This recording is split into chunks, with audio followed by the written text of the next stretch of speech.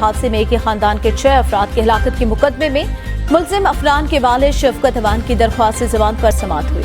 عدالت نے ملزم کی عبوری سماعت میں 8 دسمبر تک توسیع کر دی اور آئندہ سماعت پر فریقین وکلا کو حتمی دلال کے لیے طلب کر دیا۔